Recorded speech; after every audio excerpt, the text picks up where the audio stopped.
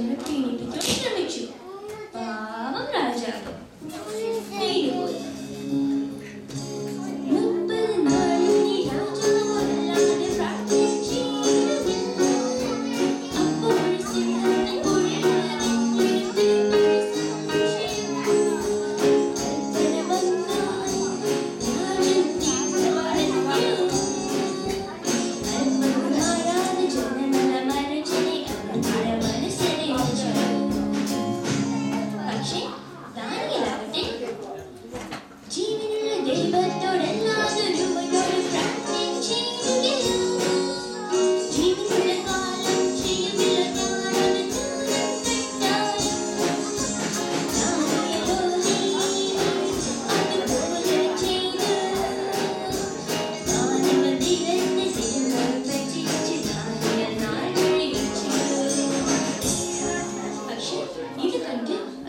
രാജാവിനോട് പറഞ്ഞു, രാജാവേ അങ്ങേ കൽപ്പന ലംഘിച്ച്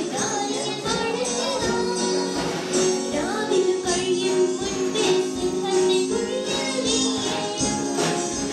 വേദനയായി രാവിലെ വ്യസനവുമായി വേറൊരു മാർഗവും കണ്ടെത്താനാവാതെ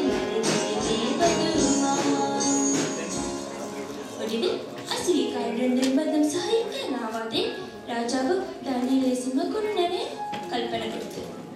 പക്ഷേ സിംഹത്തെ മായങ്ങളെച്ചെന്നു ദൈവം സ്വർഗ്ഗത്തിൽ വാഴും ദൈവം സംഹാരം ചെയ്യുവാൻ വന്നാലും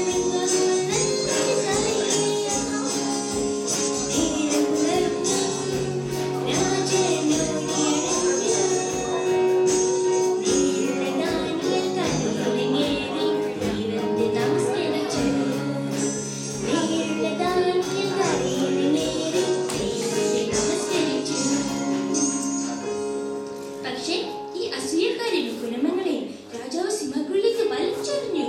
അവ കുഴിയുടെ അടിയിൽ എത്തും മുൻപേ സിംഹങ്ങൾ ചാടി വീണ് അവരെ കൊന്നു കളഞ്ഞു. ഇതുപോലെ ദൈവമക്കളായ നാം ഓരോരുത്തരും ഈ ദൈവത്തോട് പറ്റിയിരുന്നാൽ നമ്മുടെ ദൈവം ഏത് പ്രയാസത്തിൽ നിന്നും നമ്മെ വിടുവിക്കും. ഇതോടെ ഈ കഥാപ്രസംഗം ഇവിടെ പൂർണ്ണമാകും.